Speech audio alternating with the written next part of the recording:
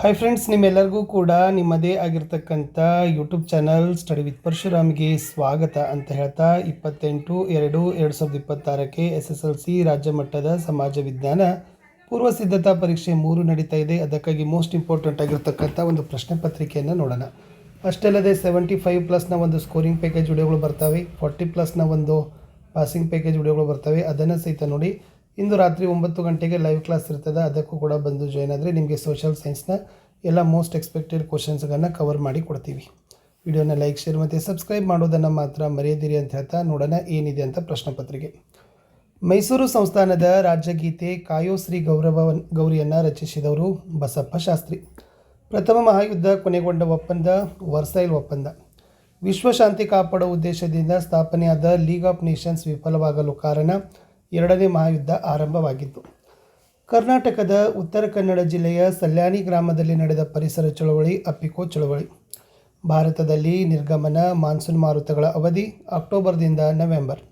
ಇನ್ನು ಮಾರ್ಗಸೂಚಿ ಅಂತ ಕರೆಯಲ್ಪಡ್ತಕ್ಕಂಥ ತಂತ್ರಜ್ಞಾನ GPS. ಸಂವಿಧಾನದ 73ನೇ ತಿದ್ದುಪಡಿ ಪ್ರಕಾರ ಪಂಚಾಯತ್ ರಾಜ್ ವ್ಯವಸ್ಥೆ ಜಾರಿಗೆ ತಂದಿರೋ ಹಂತ 3. ಉದ್ಯಮಶೀಲತೆಯ ಆಂಗ್ಲ ಪದ ಎಂಟ್ರಪ್ರೆನ್ಯೂರ್ ಪದ ಬಂದಿರೋದು ಫ್ರೆಂಚ್ ಭಾಷೆಯಿಂದ ಅಂತ ಬರೆದ್ರೆ ಸಾಕು. 1 ಮಾರ್ಕರ್ ಕ್ವಶನ್. ಭಾರತವನ್ನು ಒಡೆದು ಆಳಲು ಬ್ರಿಟಿಷರು 1909ರ ಭಾರತೀಯ ಪರಿಷತ್ ಕಾಯ್ದೆ ಹೇಗೆ ಬಳಸಿಕೊಂಡರು? ಮುಸ್ಲಿಮರಿಗೆ ಪ್ರತ್ಯೇಕ ಚುನಾವಣಾ ಮತಗಟ್ಟೆ ವ್ಯವಸ್ಥೆಯನ್ನು ಜಾರಿಗೆ ತರೋದ್ರ ಮೂಲಕ ಭಾರತವನ್ನು ಒಡೆದು ಆಳಲು ಬ್ರಿಟಿಷರು 1909ರ ಭಾರತೀಯ ಪರಿಷತ್ ಕಾಯ್ದೆಯನ್ನು ಬಳಸಿಕೊಳ್ತಾರೆ. ಇನ್ನು ಹಿಟ್ಲರ್ ಗೋಬೆಲ್ಸ್ ಹೆಸರಿನ ವಿಶೇಷ ಮಂತ್ರಿಯನ್ನು ಏಕೆ ನೇಮಕ ಮಾಡ್ತಾನೆ? ಜನಾಂಗೀಯ ದ್ವೇಷವನ್ನು ಪ್ರಸಾರ ಮಾಡಲು ಹಿಟ್ಲರ್ ಗೋಬೆಲ್ಸ್ ಎಂಬ ವಿಶೇಷ ಮಂತ್ರಿಯನ್ನು ನೇಮಕ ಮಾಡ್ತಾನೆ. ನೆಕ್ಸ್ಟ್, ವಿಶ್ವಸಂಸ್ಥೆಯ ದತ್ತಿ ಸಮಿತಿಯು ತನ್ನ ಪ್ರಸ್ತುತಿಯನ್ನು ಕಳೆದುಕೊಂಡಿದೆ ಏಕೆ? ಏಕೆಂದರೆ ಇದು ಯಾವ ಭೂಪ್ರದೇಶವು ಈ ಸಮಿತಿಯ ಆಡಳಿತಕ್ಕೆ ಅದು ಒಳಪಟ್ಟಿಲ್ಲ. ಪೂರ್ವಾಗ್ರಹವನ್ನು ವ್ಯಾಖ್ಯಾನಿಸಿರಿ. ಒಬ್ಬ ವ್ಯಕ್ತಿ ಅಥವಾ ಒಂದು ಸಮೂಹದವರ ಬಗ್ಗೆ ಹೊಂದಿರಬಹುದಾದ ಪೂರ್ವ ನಿರ್ಧಾರಿತ ಮನೋಭಾವನೆಯೇ ಪೂರ್ವಾಗ್ರಹ ಅಂತ ಕರಿತೀವಿ. ಇನ್ನು MRPL ವಿರುದ್ಧ ಚಳವಳಿ ಏಕೆ ಹಮ್ಮಿಕೊಂಡ್ರು ಅಂತ ಕೇಳಿದರು. ಈ ತೈಲ ಕಾರ್ಯಾಗಾರದಿಂದ ಹೊರಬರುವ ರಾಸಾಯನಿಕ ಅಂಶಗಳಿಂದ ಪರಿಸರ ನಾಶವಾಗ್ತದೆ ಅಂತ ತಿಳಿದು MRPL ವಿರುದ್ಧ ಚಳವಳಿಯನ್ನು ಹಮ್ಮಿಕೊಳ್ತಾರೆ. ಇನ್ನು ಮುಂಬೈಯನ್ನು ಭಾರತದ ಮ್ಯಾಂಚೆಸ್ಟರ್ ಅಂತ ಏಕೆ ಕರೀತಾರೆ? ಏಕೆಂದರೆ ಅದು ಭಾರತದಲ್ಲಿ ಅತಿ ಹೆಚ್ಚು ಗಿರಣಿಗಳನ್ನು ಹೊಂದಿದೆ ಅಂತ ಬರೆದ್ರೆ ಸಾಕು.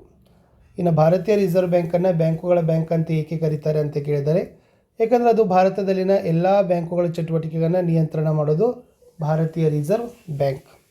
ಇನ್ನು ಕೇಂದ್ರ ಸರ್ಕಾರದ ಮುಂಗಡ ಪತ್ರವನ್ನು ಲೋಕಸಭೆಯಲ್ಲಿ ಯಾರು ಮಂಡಿಸ್ತಾರೆ ಅಂತ ಕೇಳಿದ್ದಾರೆ? ಕೇಂದ್ರ ಹಣಕಾಸು ಸಚಿವರೇ. ಏನು ಮಾಡ್ತಾರಪ್ಪ ಅಂದರೆ ಹಣಕಾಸು ಮುಂಗಡ ಪತ್ರವನ್ನು ಲೋಕಸಭೆಯಲ್ಲಿ ಮಂಡನೆಯನ್ನು ಮಾಡ್ತಾರೆ. 2 ಮಾರ್ಕರ್ ಕ್ವಶನ್. ಸಾರ್ವಜನಿಕ ಆಡಳಿತದ ಉಪಯೋಗಗಳು. ಓನ್ಲಿ 4 ಪಾಯಿಂಟ್ ಬರೀರಿ. ಮಾನವನ ಸರ್ವಾಂಗೀಣ ಅಭಿವೃದ್ಧಿ, ಸಾರ್ವಜನಿಕ ಹಿತಾಸಕ್ತಿ ಕಾಪಾಡೋದು, ಸರ್ಕಾರದ ಆಧಾರ ಸ್ತಂಭ, ಸಾಮಾಜಿಕ ಹೃದಯ, ಸಾರ್ವಜನಿಕ ಆಡಳಿತದ ಒಂದು ಹೃದಯ. ಇನ್ನು ವಿಶ್ವಸಂಸ್ಥೆಯ ಭದ್ರತಾ ಮಂಡಳಿಯ ಖಾಯಂ ಸದಸ್ಯ ರಾಷ್ಟ್ರಗಳು ಅಮೆರಿಕ ಸಂಯುಕ್ತ ಸಂಸ್ಥಾನ, ರಷ್ಯಾ, ಯುನೈಟೆಡ್ ಕಿಂಗ್ಡಮ್, ಫ್ರಾನ್ಸ್ ಮತ್ತು ಚೀನಾ ಅಂತಕ್ಕದ್ದನ್ನು ಬರೆದ್ರೆ ಸಾಕು.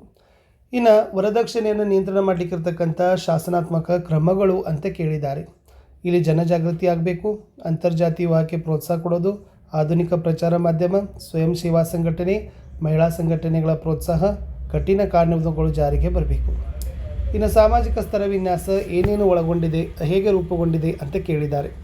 ಅದು ಮುಖ್ಯವಾಗಿ ಆದಾಯ, ಶಿಕ್ಷಣ, ಉದ್ಯೋಗ, ಬುದ್ಧಿಶಕ್ತಿ, ಜಾತಿ ತಾರತಮ್ಯ, ಲಿಂಗ ತಾರತಮ್ಯ, ಪ್ರಾದೇಶಿಕ ತಾರತಮ್ಯ, ಬಡವ ಬಲ್ಲಿದ, ತಿರಸ್ಕಾರ, ಅಗೌರವ, ದ್ವೇಷ ಮೊದಲಾದ ಆಧಾರದ ಮೇಲೆ ರೂಪುಗೊಂಡಿದೆ. ಇನ್ನು ದತ್ತು ಮಕ್ಕಳಿಗೆ ಹಕ್ಕಿಲ್ಲ ನೀತಿ ಭಾರತದಲ್ಲಿ ಬ್ರಿಟಿಷ್ ಅಧಿಕಾರದ ವಿಸ್ತರಣೆಗೆ ಹೇಗೆ ಸಹಾಯ ಮಾಡಿತು? ಇದು ಯಾವುದೇ ಭಾರತೀಯ ರಾಜ್ಯ ಮಕ್ಕಳಿಲ್ಲದೆ ಸತ್ತರೆ ತನ್ನ ದತ್ತು ಪುತ್ರನಿಗೆ ಉತ್ತರಾಧಿಕಾರತ್ವದ ಹಕ್ಕಿರಲಿಲ್ಲ ಅಂತ ರಾಜ್ಯವನ್ನು ಬ್ರಿಟಿಷ್ ಸಾಮ್ರಾಜ್ಯದಲ್ಲಿ ಸೇರಿಸಿಕೊಳ್ಳಲಾಗುತ್ತಿತ್ತು. ಈ ಒಂದು ನೀತಿಗೆ ಒಳಪಟ್ಟ ಸಂಸ್ಥಾನಗಳು ಸತಾರಾ, ಜೈಪುರ್, ಸಂಬಲ್ಪುರ್, ಉದಯ್ಪುರ್, ಝಾನ್ಸಿ. ಇನ್ನು ಸ್ವಾತಂತ್ರ್ಯ ನಂತರದಲ್ಲಿ ಭಾರತ ಎದುರಿಸಿದ ಸಮಸ್ಯೆಗಳು ಅಂತ ಕೇಳ್ಬೋದು.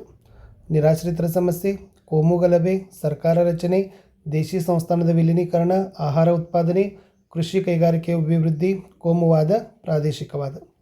ಇನ್ನು ಮಳೆ ನೀರು ಕೊಯ್ಲಿನ ವಿಧಗಳನ್ನು ಕೇಳಿದರು. ಫಸ್ಟ್ ಒನ್, ಮಳೆ ಬಿದ್ದ ಸ್ಥಳದಲ್ಲಿ ನೀರನ್ನು ಸಂಗ್ರಹಿಸೋದು, ಮಳೆ ಬಿದ್ದ ನಂತರ ಹರಿತಕ್ಕಂಥ ನೀರನ್ನು ಸಂಗ್ರಹಿಸೋದು. ನೆಕ್ಸ್ಟ್ ಕ್ವಶನ್, ತೋಟಗಾರಿಕೆ ಮತ್ತು ಪುಷ್ಪ ಬೇಸಾಯಗಳು ಭಾರತೀಯ ರೈತರ ಅಭಿವೃದ್ಧಿಗೆ ಸಹಾಯ ಮಾಡಿದೆ ಹೇಗೆ ಅಂತ ಕೇಳಿದರು.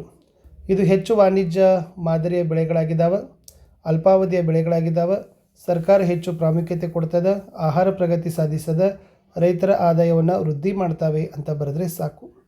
ಇನ್ನು ಹಸಿರು ಕ್ರಾಂತಿ ಹಲವಾರು ಅಂಶಗಳಿಂದ ಪ್ರಭಾವಿತವಾಗಿತ್ತು, ಸಮರ್ಥಿಸಿರಿ ಅಂತ ಕೇಳಿದರು. ತೀವ್ರ ಬರಗಾಲ, ಆಹಾರ ಧಾನ್ಯ ಕೊರತೆ, ಹೆಚ್ಚು ಇಳುವರಿ ಕೊಡೋ ಬೀಜ, ರಾಸಾಯನಿಕ ಗೊಬ್ಬರ ಬಳಕೆ, ಕ್ರಿಮಿನಾಶಕ ಬಳಕೆ, ನೀರಾವರಿ ಸೌಲಭ್ಯದ ಬಳಕೆ. ಇನ್ನು ಗ್ರಾಹಕ ಸಂರಕ್ಷಣಾ ಕಾಯ್ದೆ ಗ್ರಾಹಕರ ಹಿತರಕ್ಷಣೆಯನ್ನು ಹೇಗೆ ಮಾಡ್ತದೆ ಅಂತ ಕೇಳಿದ್ದಾರೆ.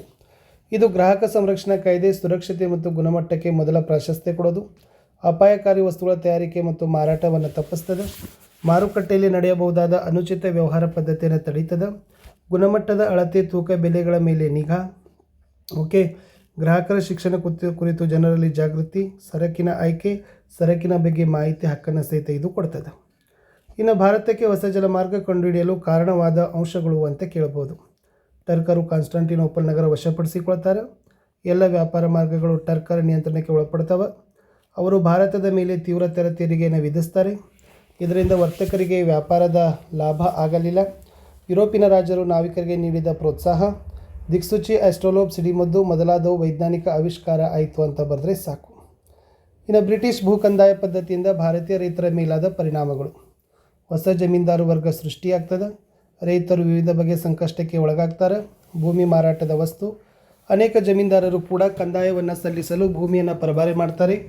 ಕೃಷಿ ಕ್ಷೇತ್ರ ವಾಣಿಜ್ಯೀಕರಣ. ಹಣದ ಲೇವಾದೇವಿಗಾರರು ಬಲಿಷ್ಠರಾಗ್ತಾರೆ.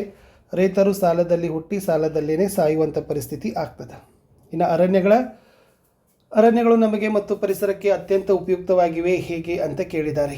ಇವು ಶುದ್ಧ ವಾಯು, ಆಹಾರ ಮತ್ತು ಮೇವನ್ನು ಕೊಡ್ತಾವೆ, ಉತ್ತಮ ಮಳೆ ತರ್ತಾವೆ, ಮಣ್ಣಿನ ಸವೆತದ ನಿಯಂತ್ರಣ, ಪ್ರಾಣಿ ಪಕ್ಷಿಗಳಿಗೆ ಆಶ್ರಯ ತಾಣ, ಔಷಧೀಯ ಸಸ್ಯಗಳ ಆಗರ, ಪ್ರವಾಸಿಗರ ಆಕರ್ಷಣೆ, ಉದ್ಯೋಗ ಅವಕಾಶ ಕೊಡೋದು, ಜೈವಿಕ ಪರಿಸರ ಸಮತೋಲನವನ್ನು ಕಾಪಾಡ್ತದೆ. ಇನ್ನು ದೂರ ಸಂವೇದಿ ತಂತ್ರಜ್ಞಾನ ಇಂದು ಅತ್ಯಂತ ಅವಶ್ಯಕವಾಗಿದೆ ಹೇಗೆ ಅಂತ ಕೇಳಿದರು. ಇದು ಮುಖ್ಯವಾಗಿ ನೈಜ ಸ್ಪಷ್ಟ ಮಾಹಿತಿಗಳನ್ನು ಕೊಡ್ತಕ್ಕಂಥ ಕೆಲಸವನ್ನು ಮಾಡ್ತದೆ. ಕಡಿಮೆ ವೆಚ್ಚದ ಮಾಹಿತಿಯ ಸಂಗ್ರಹಣಾ ವಿಧಾನವಾಗದ ಮಾಹಿತಿಯನ್ನು ಸುಲಭವಾಗಿ ಕಂಪ್ಯೂಟರ್ನಲ್ಲಿ ವಿಶ್ಲೇಷಣೆ ಮಾಡ್ತಾರೆ. ಹವಾಮಾನ ವೈಪರೀತ್ಯವನ್ನು ಚಿತ್ರದ ಮೂಲಕ ಪಡಿಬೋದು. ನೈಸರ್ಗಿಕ ವಿಕೋಪಗಳ ಅಧ್ಯಯನ ಮಾಡ್ಬೋದು. ಭೂ ಬಳಕೆ, ಅರಣ್ಯ, ಜಲರಾಶಿ, ವಸತಿ, ಬೆಳೆ ಹಂಚಿಕೆಯನ್ನು ಅಧ್ಯಯನ, ನೈಸರ್ಗಿಕ ಸಂಪನ್ಮೂಲಗಳ ವಿಶ್ಲೇಷಣೆಗೆ ಕೂಡ ಇದು ಉಪಯೋಗ ಆಗದ.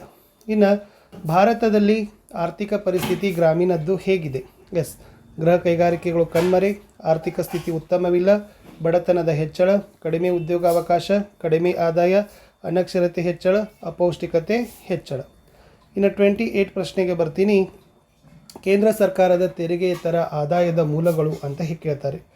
ಸೊ ಇದು ಭಾರತೀಯ ರಿಸರ್ವ್ ಬ್ಯಾಂಕ್ ಗಳಿಸುವ ನಿವ್ವಳ ಲಾಭ, ಭಾರತೀಯ ರೈಲ್ವೆ ಗಳಿಸುವ ನಿವ್ವಳ ಲಾಭ, ಅಂಚೆ ಮತ್ತು ದೂರವಾಣಿಗಳ ಆದಾಯ, ಸಾರ್ವಜನಿಕ ಉದ್ಯಮಗಳ ಗಳಿಸ್ತಕ್ಕಂಥ ಆದಾಯ, ನಾಣ್ಯ ಮತ್ತು ಟಂಕ ಸಾಲೆಯಿಂದ ಬರುವ ಆದಾಯ, ವಿವಿಧ ರೀತಿಯ ಶುಲ್ಕ ಮತ್ತು ದಂಡಗಳು ಅಂತ ಬರೆದ್ರೆ ಸಾಕು.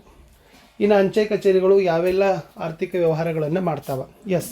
ಇದು ಮುಖ್ಯವಾಗಿ ರಾಷ್ಟ್ರೀಯ ಉಳಿತಾಯ ಪತ್ರವನ್ನು ನೀಡ್ತದೆ, ಅಂಚೆ ಉಳಿತಾಯ ಖಾತೆ ತೆರೀಬೋದು, ಕಿಸಾನ್ ವಿಕಾಸ್ ಪತ್ರ ಕೊಡ್ತದೆ, ಅಂಚೆ ವಿಮೆ ಯೋಜನೆ, ನಿವೃತ್ತಿ ವೇತನ ಯೋಜನೆ, ಹಣದ ವರ್ಗಾವಣೆ ಅಂತ ಬರೆದ್ರೆ ಸಾಕು. ಇನ್ನು ದೇಶದ ಆರ್ಥಿಕ ಪರಿಸ್ಥಿತಿಯಲ್ಲಿ ಉದ್ಯಮಿ ಯಾವ ಪಾತ್ರವನ್ನು ವಹಿಸ್ತಾನೆ? ಸೊ ಜನರ ಉಳಿತಾಯವನ್ನು ಬಂಡವಾಳ ರೂಪದಲ್ಲಿ ಸಂಗ್ರಹಿಸ್ತಾನೆ, ಉದ್ಯೋಗ ಕೊಡೋದು, ಆದಾಯ ಮತ್ತು ತಲಾ ವರಮಾನ ಹೆಚ್ಚಿಸ್ತಾನೆ, ಮಾರುಕಟ್ಟೆ ಅಭಿವೃದ್ಧಿ, ಕಡಿಮೆ ದರದಲ್ಲಿ ಉತ್ತಮ ವಸ್ತು ಕೊಡ್ತಾರೆ, ಜನರ ಜೀವನ ಮಟ್ಟ ಉತ್ತಮ ಮಾಡ್ತಾರೆ, ಕೈಗಾರಿಕೆ ಅಭಿವೃದ್ಧಿ, ಸಮಾಜದ ಏಳಿಗೆ, ರಫ್ತು ವ್ಯಾಪಾರ ಹೆಚ್ಚಳ, ಪ್ರಾಂತೀಯ ತಾರತಮ್ಯವನ್ನು ನಿವಾರಣೆಯನ್ನು ಉದ್ಯಮಿ ಮಾಡ್ತಾನೆ ಅಂತ ಬರೆದ್ರೆ ಸಾಕು. ಇನ್ನು ಶ್ರೀ ನಾರಾಯಣ ಧರ್ಮ ಪರಿಪಾಲನಾ ಯೋಗಂ ತಂದ ಸುಧಾರಣಾ ಕಾರ್ಯಕ್ರಮಗಳು ಅಂತ ಕೇಳಿದರು. ಇವರು ಹಿಂದುಳಿದ ಮತ್ತು ಶೋಷಣೆಗೊಳಗಾದ ಸಮುದಾಯಗಳ ಸಬಲೀಕರಣದ ಗುರಿಯನ್ನು ಹೊಂದುತ್ತಾರೆ. ಕೇರಳದಲ್ಲಿ ಸಾಮಾಜಿಕ ಪ್ರತಿರೋಧದ ಚಳವಳಿಯನ್ನು ಪ್ರಾರಂಭಿಸ್ತಾರೆ. ಮನುಷ್ಯ ಘನತೆಯಿಂದ ಬದುಕುವ ಸಮಾಜದ ನಿರ್ಮಾಣದ ಉದ್ದೇಶವನ್ನು ಹೊಂದುತ್ತಾನೆ. ಮಾನವ ಕುಲಕ್ಕೆ ಒಂದೇ ಜಾತಿ, ಒಂದೇ ಧರ್ಮ, ಒಂದೇ ದೇವರು ಅಂತ ಹೇಳ್ತಾರೆ. ಕೆಳ ಸಮುದಾಯಗಳಿಗೆ ಪ್ರವೇಶ ನಿರಾಕರಿಸ್ತಕ್ಕಂಥ ದೇವಾಲಯಗಳಿಗೆ ಪರ್ಯಾಯ ದೇವಾಲಯಗಳನ್ನೇ ಕಟ್ತಾರೆ. ವೈಕಂ ಸತ್ಯಾಗ್ರಹ ಅಂತಕ್ಕಂಥ ಚಳವಳಿ ಆರಂಭ ಮಾಡ್ತಾರೆ. ಗುರುವಾಯೂರು ದೇವಾಲಯ ಪ್ರವೇಶ ಚಳವಳಿ ಇವರ ಮತ್ತೊಂದು ಮಹತ್ವದ ಘಟನೆ ಆಗಿತ್ತು. ಇನ್ನು 1857ರ ದಂಗೆಯ ವಿಫಲತೆಗೆ ಕಾರಣಗಳು ಅಂತ ಕೇಳ್ತಾರೆ.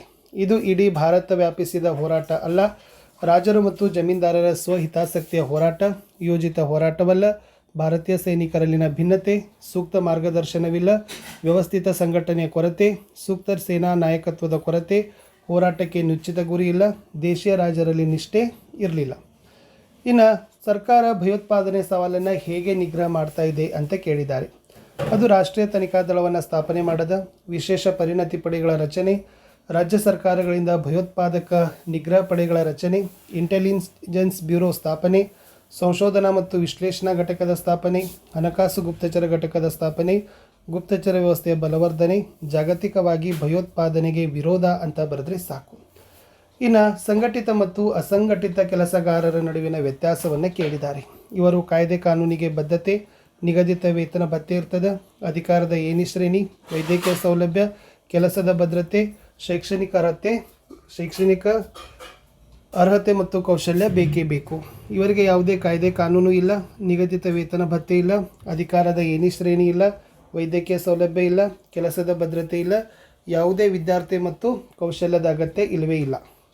ಇನ್ನು ಭೂಕುಸಿತಕ್ಕೆ ಕಾರಣಗಳು: ಪರ್ವತಗಳಲ್ಲಿ ಹರಿತಕ್ಕಂಥ ನೀರು, ಸಮುದ್ರ ತೀರಗಳಲ್ಲಿನ ಅಲೆಗಳು ಭೂಮಿಯನ್ನು ಕೊರೆಯೋದು, ಪರ್ವತ ವಲಯಗಳಲ್ಲಿ ರಸ್ತೆ, ರೈಲು ಮಾರ್ಗ, ಕಾಲುವೆಗಳ ನಿರ್ಮಾಣ, ಸಡಿಲವಾದ ಮಣ್ಣಿನ ಪದರ, ಗಣಿಗಾರಿಕೆ, ಅರಣ್ಯದ ನಾಶ, ಕಡಿದಾದ ಇಳಿಜಾರಿನಲ್ಲಿ ಉಳುಮೆ ಮಾಡೋದು ಅಂತಕ್ಕಂಥ ಅಂಶಗಳನ್ನು ಪಾಯಿಂಟ್ಸ್ಗಳನ್ನು ಬರೆದ್ರೆ ಕಂಪ್ಲೀಟ್ ಆಗ್ತದೆ.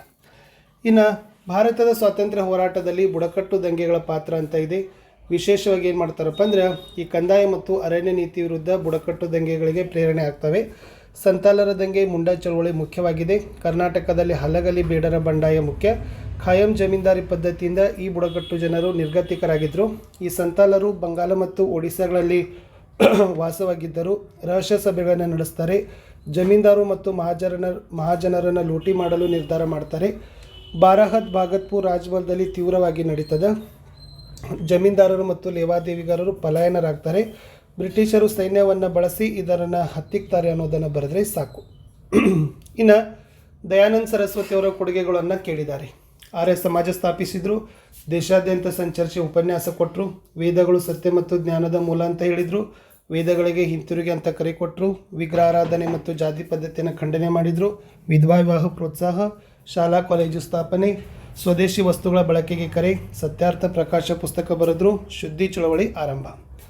ಇನ್ನು ಮಣ್ಣಿನ ಸವೆತ ತಡೆಗಟ್ಟೋ ವಿಧಾನಗಳನ್ನು ಕೇಳಿದ್ದಾರೆ. ಇಳಿಜಾರಿಗೆ ಅಡ್ಡಲಾಗಿ ಉಳುಮೆ ಮಾಡೋದು, ಅಡ್ಡಬದು ಕಟ್ಟೋದು, ಹಂತ ಹಂತವಾಗಿ ವ್ಯವಸಾಯ ಕ್ಷೇತ್ರವನ್ನು ನಿರ್ಮಾಣ ಮಾಡೋದು, ಅರಣ್ಯ ನಾಶದ ತಡೆ, ಅರಣ್ಯಗಳ ಬೆಳವಣಿಗೆಗೆ ಪ್ರೋತ್ಸಾಹ, ಅತಿಯಾಗಿ ಮೇಯಿಸೋದನ್ನು ನಿಯಂತ್ರಿಸೋದು, ನೀರಿನ ಯೋಜನೆ ಬಳಕೆ, ಚೆಕ್ ಡ್ಯಾಮ್ಗಳ ನಿರ್ಮಾಣ. ಇನ್ನು ಕೈಗಾರಿಕೆಗಳ ಸ್ಥಾನೀಕರಣದ ಮೇಲೆ ಪ್ರಭಾವ ಬೀರುವ ಅಂಶಗಳು ಅಂತ ಕೇಳಿದ್ದಾರೆ. ಕಚ್ಚಾ ವಸ್ತು, ಶಕ್ತಿ ಸಂಪನ್ಮೂಲ, ಮಾರುಕಟ್ಟೆ, ಸಂಚಾರ ಸೌಲಭ್ಯ, ಕಾರ್ಮಿಕರ ಪೂರೈಕೆ, ಬಂದರು ಸೌಲಭ್ಯ, ಕಡಿಮೆ ದರದ ಭೂಮಿ, ತಾಂತ್ರಿಕತೆ, ಸರ್ಕಾರದ ನಿಯಮ ಅಂತ ಬರೆದ್ರೆ ಸಾಕು. ಇನ್ನು ನಾಲ್ವಡಿ ಕೃಷ್ಣರಾಜ ಒಡೆಯರ ಸಾಧನೆಗಳು ಕೇಳಿದ್ದಾರೆ. ಇವರು ಶಿಕ್ಷಣ ಶುಲ್ಕ ರದ್ದು ಮಾಡ್ತಾರೆ. ಪ್ರಾಥಮಿಕ ಶಿಕ್ಷಣಕ್ಕೆ ಆದ್ಯತೆ, ಹೆಣ್ಣು ಮಕ್ಕಳ ವಿದ್ಯಾಭ್ಯಾಸಕ್ಕೆ ನೆರವು, ಮೈಸೂರು ವಿಶ್ವವಿದ್ಯಾಲಯವನ್ನು ಸ್ಥಾಪಿಸ್ತಾರೆ. ವಿದೇಶಕ್ಕೆ ಹೋಗುವವರಿಗೆ ವಿದ್ಯಾರ್ಥಿ ವೇತನವನ್ನು ಕೊಡ್ತಾರೆ. ಬೆಂಗಳೂರಿನಲ್ಲಿ ಭಾರತೀಯ ವಿಜ್ಞಾನ ಸಂಸ್ಥೆ ಸ್ಥಾಪಿಸ್ತಾರೆ. ಕಾವೇರಿ ನದಿಗೆ ಅಣೆಕಟ್ಟು, ಹೊಸ ರೈಲು ಮಾರ್ಗ ನಿರ್ಮಾಣ, ಕೈಗಾರಿಕೆಗಳ ಸ್ಥಾಪನೆ, ನ್ಯಾಯ ವಿಧಾಯಕ ಸಭೆಯ ರಚನೆ. ಇನ್ನು ಭ್ರಷ್ಟಾಚಾರ ನಿಯಂತ್ರಣಕ್ಕಾಗಿ ಸರ್ಕಾರದ ಕ್ರಮಗಳು: ಲೋಕಪಾಲ್ ಸಂಸ್ಥೆ ಸ್ಥಾಪನೆ, ಲೋಕಾಯುಕ್ತ ಸಂಸ್ಥೆ ಸ್ಥಾಪನೆ, ಲೋಕಪಾಲ್ ಮತ್ತು ಲೋಕಾಯುಕ್ತಗಳ ಬಲವರ್ಧನೆ, ಕೇಂದ್ರೀಯ ಜಾಗೃತ ಆಯೋಗದ ಸ್ಥಾಪನೆ, ಭ್ರಷ್ಟಾಚಾರ ತಡೆ ಕಾಯ್ದೆ, ಮಾಹಿತಿ ಹಕ್ಕು ಕಾಯ್ದೆ, CC ಕ್ಯಾಮ್ರಾ ಅಳವಡಿಕೆ, ಆಫೀಸ್, ಜನಸೇವಕ್ ಯೋಜನೆ, ದೂರು ಪೆಟ್ಟಿಗೆಗಳು. ಇನ್ನು ಮೇನ್ ಮ್ಯಾಪಲ್ಲಿ ಕೇಳ್ತಕ್ಕಂಥದ್ದು ಒಂದು 23.30 ಉತ್ತರ ಅಕ್ಷಾಂಶ ಇದೆ. ಇದು ಬರ್ತದೆ ಬಾಕ್ರಾನಂಗಲ್, ದುರ್ಗಾಪುರ, ಪಾರದೀಪ, ವಿಶಾಖಪಟ್ಟಣ, ಕೊಚ್ಚಿ, ತಾರಾಪುರ ಇದೆ, ಮುಂಬೈ ಇದೆ. ಲಾಸ್ಟ್ ಇರೋದು ಇದು ಪಾಕ್ ಜಲಸಂಧಿ. ಇದು ಇಂದಿರಾ ಪಾಯಿಂಟ್ ಇರ್ತಕ್ಕಂಥದ್ದು. ಇಷ್ಟು ಈ ಒಂದು ಕ್ವಶನ್ ಪೇಪರ್ ಇತ್ತು ಅಂತ ಹೇಳ್ತಾ ಸಿಗ್ತೀನಿ ಹೊಸ ವಿಡಿಯೋದಲ್ಲಿ. ಬಾಯ್.